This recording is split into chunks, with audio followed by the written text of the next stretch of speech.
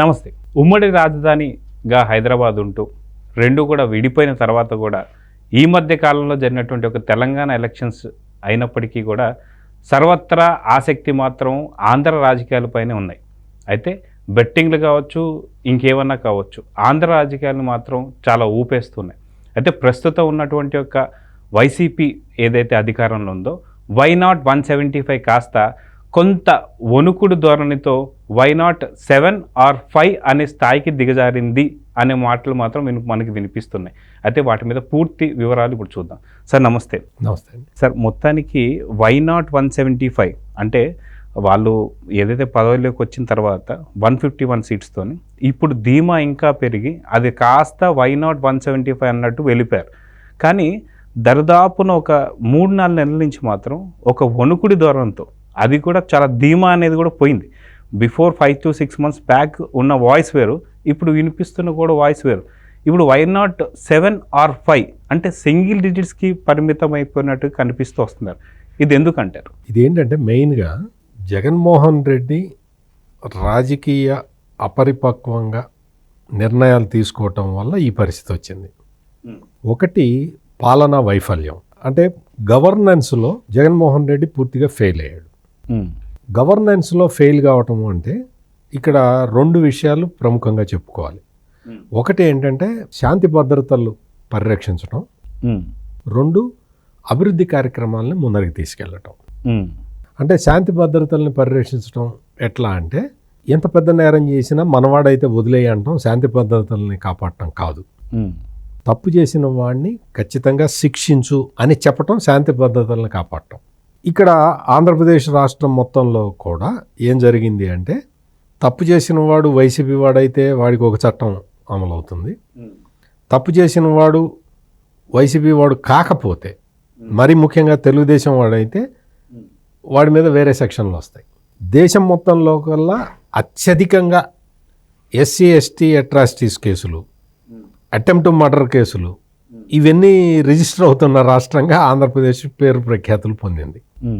ఇది ఒక ఆస్పెక్ట్.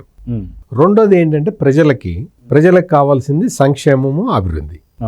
సంక్షేమంలో కులం చూడడం, మతం చూడడం అని చెప్పి చూసిందే కులం చూశారు, మతమే చూశారు, మా పార్టీకి ఓటు వేసారా లేదా అనే క్రైటీరియానే చూశారు.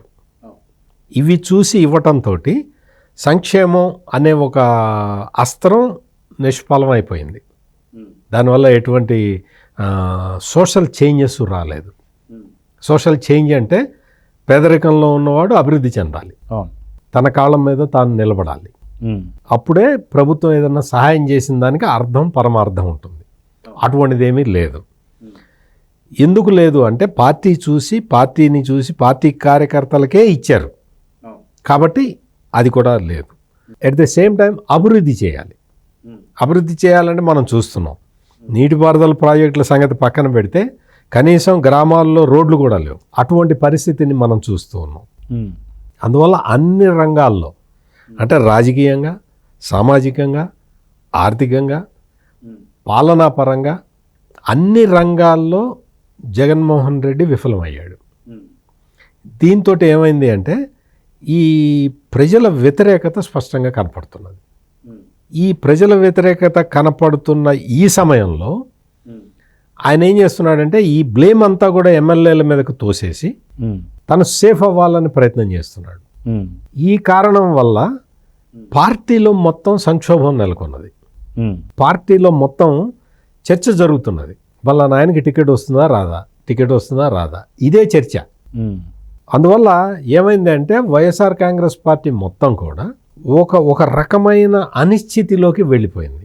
అంటే ఎమ్మెల్యేకి అప్పటిదాకా ఆ నియోజకవర్గానికి లేదా ఆ ప్రాంతానికి నాయకుడుగా ఉన్న ఒక వ్యక్తి భవిష్యత్తే అనిశ్చిత పరిస్థితుల్లోకి వెళ్తే పార్టీ ఏ విధంగా సుస్థిరంగా ఉంటుంది? ఇది జరుగుతున్నది.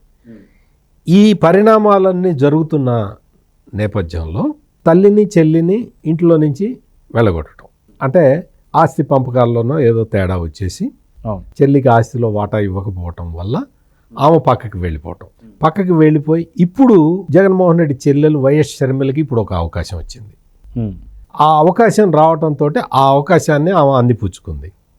అందిపుచ్చుకొని కాంగ్రెస్ పార్టీలో చేరింది. జగన్మోహన్ రెడ్డి దగ్గర ఉన్న ఓటు బ్యాంక్ అంతా కాంగ్రెస్ ఓటు బ్యాంకు. ఇప్పుడు షర్మిల వచ్చేసి కాంగ్రెస్ పార్టీలో చేరటం, ఆమెకి పిసిసి అధ్యక్ష బాధ్యతలను అప్పగించటంతో ఇప్పుడు మొత్తం వైసీపీలో ఉన్న అసంతృప్తివాదులందరికీ కూడా ఇంకొక ఆల్టర్నేటివ్ వేదిక దొరికినట్టుగా మారింది. అంటే షర్మిల వైఎస్ రాజశేఖర రెడ్డి కుమార్తెగా, జగన్మోహన్ రెడ్డి చెల్లెలుగా అందరికీ తెలిసిన వ్యక్తి కాబట్టి ఆమెకి కాంగ్రెస్ పార్టీ బాధ్యతలు అప్పగించటంతో మొత్తం వైఎస్ఆర్ కాంగ్రెస్ పార్టీలో ఇప్పుడు పరిస్థితి ఎట్లా ఉంది అంటే, నువ్వు అవకాశం ఇస్తావా ఇవ్వవా, ఇవ్వకపోతే చెప్పు నేను వెళ్ళిపోతా అనే పరిస్థితి వచ్చింది. అంటే నేను మీకు మొత్తం పరిణామక్రమం మొత్తం చెప్పాను. ఇప్పుడున్న పరిస్థితుల్లో ఏంటి అంటే జగన్మోహన్ రెడ్డి ఇప్పుడు అందుకనే ఈ క్యాండిడేట్లని అనౌన్స్ చేయటం ఇదంతా కూడా చాలా టైం తీసుకుంటున్నాడు. ఎందుకు అంటే ఇప్పటికే కొంతమంది కాపు రామచంద్రారెడ్డి, ఆళ్ల రామకృష్ణారెడ్డి లాంటి వాళ్ళు ఎమ్మెల్యే టికెట్లు మేము ఇవ్వము అనేటప్పటికీ వాళ్ళు వెళ్ళి కాంగ్రెస్ పార్టీలో చేరిపోతున్నారు. మేము షర్మిలతోటి పనిచేస్తాం, కలిసి పనిచేస్తాం అని డిక్లేర్ చేసేసారు. ఈ సంఖ్య ఇంకా చాలా పెరుగుతుంది.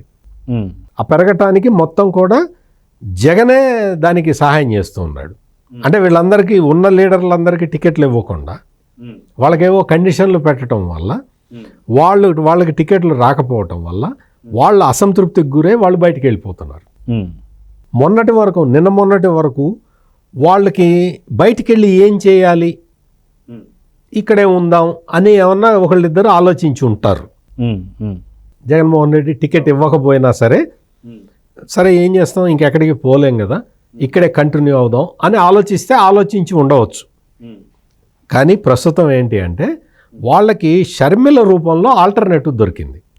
అందుకని ఇమ్మీడియట్గా నువ్వు టికెట్ ఇవ్వకపోయినా పర్లేదు, మేము వెళ్ళిపోతున్నాం అని చెప్పే పరిస్థితికి జగన్ దగ్గర ఉన్న లీడర్లందరూ వచ్చారు. ఈ మొత్తం హోల్సమ్గా మొత్తం మనం చూస్తే జగన్మోహన్ రెడ్డి డీప్ ట్రబుల్లో ఉన్నట్టుగా మనకు అర్థమవుతున్నది. అందుకనే ఇందాక మీరన్న కామెంటు 175 పక్కన పెట్టి 7 or 5 అన్నట్టుగా ఉంది అంటే మీరన్న ఈ స్లోగన్ ఆ పార్టీ వాళ్ళే డిస్కస్ చేసుకుంటున్నారు. ఆ పార్టీ వాళ్ళే ఈ విధంగా కామెంట్లు చేసుకుంటున్నారు. ఆ పరిస్థితికి జగన్మోహన్ రెడ్డి పార్టీ వచ్చిన్నది. 151 నియోజకవర్గాల్లో గత ఎన్నికల్లో గెలిచిన పార్టీ ఇప్పుడు చూస్తే చాలా అసలు మళ్ళీ గెలుస్తుందా? మీకు ఇంకో విషయం చెప్పాలి. పులివెందుల్లో కూడా జగన్మోహన్ రెడ్డి చాలా వ్యతిరేకతను ఎదుర్కొంటున్నాడు. అక్కడ తెలుగుదేశం పార్టీ క్యాండిడేట్గా కాబోతున్న బీటెక్ రవికి విపరీతమైన ప్రజాదరణ లభిస్తూ ఉన్నది. అందువల్ల పులివెందుల్లో జగన్మోహన్ రెడ్డే టఫ్ సిచ్యుయేషన్ ఫేస్ చేయబోతున్నాడు. కడప పార్లమెంటుకి గనక వైఎస్ షర్మిల పోటీ చేస్తే జగన్ ఇప్పటివరకు చాలా ప్రేమిస్తున్న ఆయన సోదరుడు వైఎస్ అవినాష్ రెడ్డి కూడా ఓడిపోవడానికి మొత్తం రంగం సిద్ధమై ఉన్నది. అంటే షర్మిల కడప పార్లమెంటుకు పోటీ చేస్తుందా లేదా అన్నది ఇంకా తెలియలేదు కానీ బట్ ఆమె పోటీ చేస్తే మాత్రం అవినాష్ రెడ్డికి కష్టం వచ్చేసినట్టే. ఈ విధమైన పరిస్థితుల్లో జగన్మోహన్ రెడ్డి మొత్తం చిక్కుకుపోయి ఉన్నాడు. అయితే కంప్లీట్గా ఈ స్టోరీ ఏదైతే ఇప్పుడు మీరు చెప్పింది ఏదైతే ఉందో క్లియర్ కట్గా మాకు హెచ్డీలో చూసినట్టు కనిపిస్తుంది. అయితే ఇదంతా ఒక ఎత్తు అయితే ఇంకా ఎలక్షన్ కోడ్ కూడా రాలేదు. ఎలక్షన్ కోడ్ వచ్చిన తర్వాత ఈ పరిస్థితులు ఇంకా విపరీతంగా మారబోయే సిచ్యువేషన్స్ ఉన్నాయి అని చెప్పేసి కూడా అంటున్నారు. సో ఎలక్షన్ కోడ్ వచ్చిన తర్వాత ఎలాంటి సిచ్యువేషన్ ఇంకా చూడొచ్చు? ఎలక్షన్ కోడ్ వచ్చేసిన తర్వాత ఇప్పటి వరకు ఏంటంటే జగన్మోహన్ రెడ్డి మాట పోలీసులు వింటున్నారు, ఐఏఎస్ అధికారులు, ఐపీఎస్ అధికారులు అందరూ వింటున్నారు. కోడ్ వచ్చేసిన తర్వాత ఇంకా వాళ్ళకి అర్థమైపోతుంది, వాళ్ళు ఇంకెవరు జగన్మోహన్ రెడ్డి మాట వినరు. అప్పుడు ఏంటంటే అప్పుడు వైసీపీలో ఇప్పటి వరకు ఏదో డబ్బులు ఏదో ఒకటి చూపించో ఖర్చు పెట్టో ఏదో ఒకటి చేసి టికెట్లు తెచ్చుకున్న వాళ్ళు ఉంటారు కదా, వాళ్ళు అప్పుడు they will face the music. అంటే ఇప్పుడున్న పరిస్థితి అప్పుడు ఉండదు. అంతా ఎలక్షన్ మూడ్లో, ఇప్పటికే ఎలక్షన్ మూడ్లోకి వెళ్ళిపోయారు అందరూ. సో ఈ పరిస్థితుల్లో మొత్తం కూడా ఎలక్షన్ కోడ్ వచ్చిన తర్వాత ఇంకా మార్పులు బాగా జరుగుతాయి, వేగంగా జరుగుతాయి. కాబట్టి ఇప్పటికే మీరు చూస్తే జగన్మోహన్ రెడ్డి ప్రభుత్వం అంటే ఇప్పటివరకు జగన్మోహన్ రెడ్డి ప్రభుత్వం పోలీసుల్ని ఉపయోగించుకొని ప్రజలను అణచివేసింది. అవును. ఇప్పుడు ఆ భయం పోతున్నది, ఆ భయం పోయే పరిస్థితి వచ్చింది. చాలా చోట్ల భయం పోయింది, ప్రజలు ప్రశ్నిస్తున్నారు, ప్రభుత్వాన్ని ప్రశ్నించే స్థాయికి ప్రజలు వచ్చి ఉన్నారు. కాబట్టి ఎలక్షన్ నోటిఫికేషన్ వచ్చిన తర్వాత ఈ పరిస్థితి వేగంగా మారుతుంది.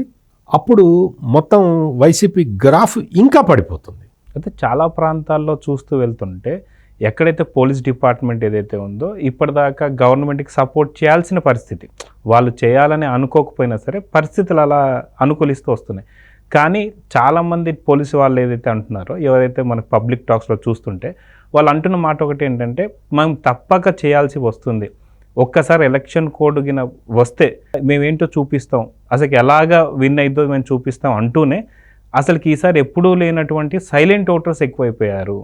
ఎందుకంటే ఏదైనా మాట్లాడితే జైళ్ళు, శిక్షలు, లేదంటే వాళ్ళ మీద ఉన్న పనిష్మెంట్స్ గురవుతూ వస్తున్నారు ప్రజలు. సో ఈసారి సైలెంట్ ఓటర్స్ సంఖ్య ఎక్కువ రాబోతుంది, మనకు కనిపించడం లేదు కానీ చాప కింద నీరులాగా ప్రజలందరూ కూడా మారిపోయారని చెప్పేసి అంటున్నారు. దీని మీద మీరేమంటారు? ముందు పోలీసులు ఆ మాట అంటున్నారంటే కొంతమంది అంటుంటే అనొచ్చు, కానీ వాళ్ళ ఉద్యోగాలు ఏం పోవు కదా. కానీ అక్రమం చేయమంటే ఎందుకు చేశారు అనే ప్రశ్న తలెత్తుతుంది.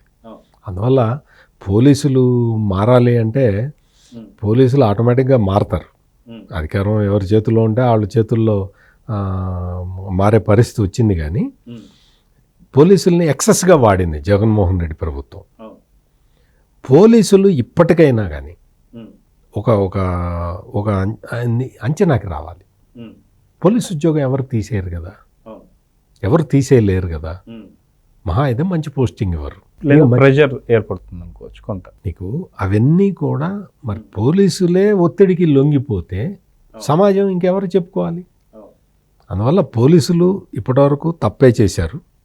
ఈ ఎలక్షన్ కోడ్ వచ్చిన తర్వాత వీళ్ళందరూ కూడా ఎలక్షన్ కమిషన్ ఆధీనంలోకి వెళ్తారు. అప్పుడు కనీసం అప్పుడైనా వీళ్ళు నిష్పక్షపాతంగా వ్యవహరించాలి అని ప్రజాస్వామ్యవాదులుగా మనం కోరుకుందాం. సో మొత్తానికి చూద్దాం సార్, ఎందుకంటే రానున్న ఎలక్షన్స్ అనేది చాలా తొందరలోనే, మహా అంటే ఒక 50 నుంచి 60 రోజులు మాత్రమే. సో ఇది అయిపోయిన తర్వాత నిజంగా ఎలాంటి కోడ్ వచ్చిన తర్వాత ఎలాంటి పరిణామాలు, మీరు అన్నట్టు విపరీత పరిణామాలు కూడా జరిగే అవకాశం ఉన్నాయి. కాబట్టి ఎలక్షన్స్ సజావుగా జరగాలని అయితే కోరుకుందాం. సో ఇదండి మొత్తానికి 2024 జరిగే ఎలక్షన్స్ మాత్రం భారీ హీట్ని, హైప్ని అయితే క్రియేట్ చేస్తుంది. చూద్దాం ఏం జరగబోతుందో. Thank you.